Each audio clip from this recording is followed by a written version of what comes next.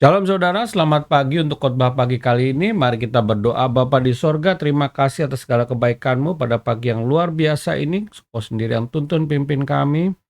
Untuk hari ini, biarlah kuasa Roh-Mu yang kudus membangun kami untuk bisa mendengar apa yang menjadi isi hati-Mu, mengerti dan melakukannya. Terima kasih dalam nama Yesus, amin.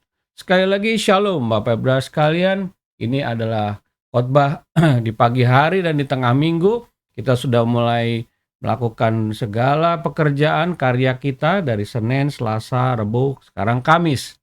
Tentunya banyak hal yang kita alami dan kita gumulkan dan menjadi keinginan kita untuk menerima satu keberhasilan Bapak-Ibu sekalian, sesuatu yang diberkati luar biasa. Bapak-Ibu sekalian, pada pagi hari ini kita akan melihat bagaimana iman dan perbuatan yang seimbang membangun hidup yang diberkati. Kita tahu di dalam Yakobus 2 ayat 2:26 dikatakan, halnya seperti tubuh tanpa roh adalah mati, demikian juga iman tanpa perbuatan adalah mati. Bapak-Ibu sekalian, di dalam kehidupan iman kita harus percaya kepada Allah. Kita lihat di dalam Markus 11 ayat 22 ketika Tuhan Yesus berbicara dengan para murid mengenai pohon ara yang dihukum menjadi layu. Tuhan menunjukkan kalau engkau sendiri punya iman itu tidak goyah, maka apapun akan terjadi. Jadi inilah menjadi modal kita, iman percaya kepada Allah. Di dalam setiap kegiatan kita di tengah minggu ini, kita harus punya iman.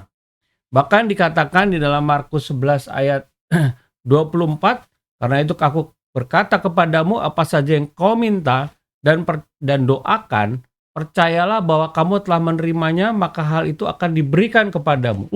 Luar biasa, kita belum melihat hasilnya, kita baru meminta kepada Tuhan, kita ajukan di dalam permohonan dan doa kita, tetapi itu akan terjadi seturut dengan iman percaya kepada Dia.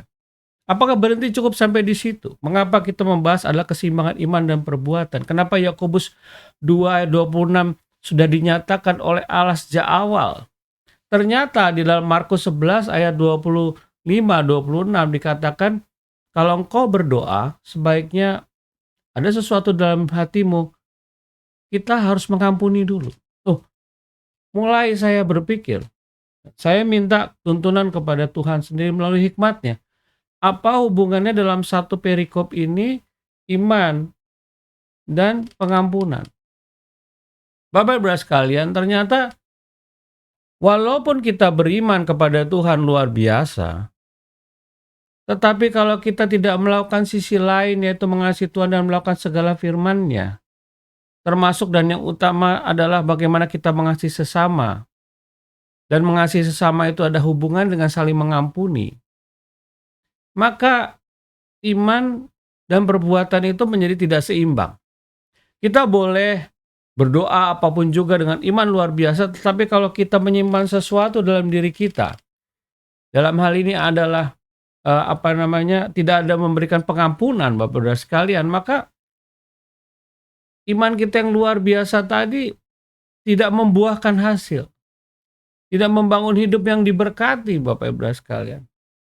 Oleh sebab itu, di dalam perikop ini Markus 11 tadi ayat 22 sampai dengan 26 makin terbuka bahwasanya kita boleh beriman, tetapi di satu sisi iman kita itu diseimbangkan dengan sikap dan tingkah laku kita yang sesuai dengan kehendak-Nya. Bahkan di sini luar biasa, ketika kita berdoa pengen sesuatu tapi kita masih menyimpan dendam, masalah dengan orang lain, maka tidak diberikan.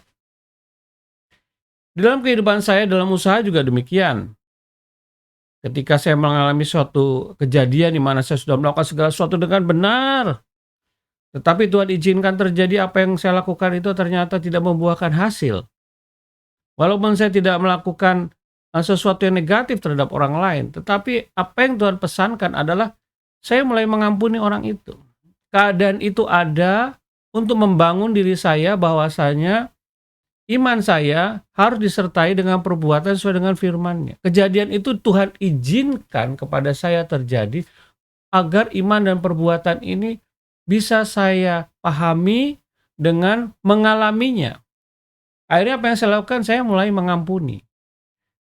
Karena Tuhan mengatakan penghakiman bukanlah hakku. Saya tidak menyalahkan orang ini dan itu, tapi saya kembali kepada Tuhan bahwasanya Tuhan meminta kita agar berdoa, tangannya turun, satu untuk membangun diri kita, yang kedua juga untuk tangannya membantu orang-orang. Bisa saja mereka melakukannya tanpa sengaja karena mereka sendiri dalam masalah yang sama dengan apa yang saya alami. Tetapi intinya adalah iman dan perbuatan, Bapak sekalian. Kita lihat juga dalam firman Tuhan di dalam di dalam Ayub 42 ayat 10, lalu Tuhan memulihkan keadaan Ayub setelah ia meminta doa untuk sahabat-sahabatnya, dan Tuhan memberikan kepada Ayub 2 kali lipat dari segala kepunyaannya dahulu.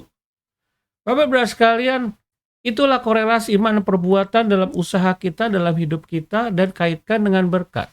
Bahwasanya kita bisa, harus, dan selalu percaya kepada Allah. Dan itu merupakan kunci kehidupan kita. Namun, melakukan firman-Nya. Melakukan firman-Nya adalah bagian takut akan Tuhan. Jadi kalau takut akan Allah menjadi satu paket dengan iman tadi, maka ketika kita berharap pada Tuhan, kita juga melakukan apa yang Tuhan kehendaki. Demikian firman Tuhan pada pagi hari ini. Mulailah kita bisa memahami, kita bisa mencernanya karena Roh Kudus yang kita mohonkan untuk memberikan kita pemahaman, kekuatan, dan kita bisa melakukannya.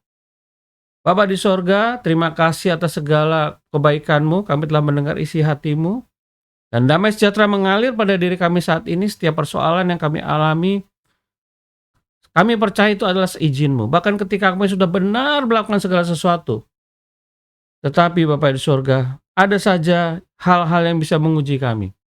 Salah satunya adalah mengampuni. Biarlah pada pagi hari ini, kami aminkan firman Tuhan ini, dan kami memohon kekuatan kuasa Roh Kudus agar kami bisa mengerti dan melakukannya.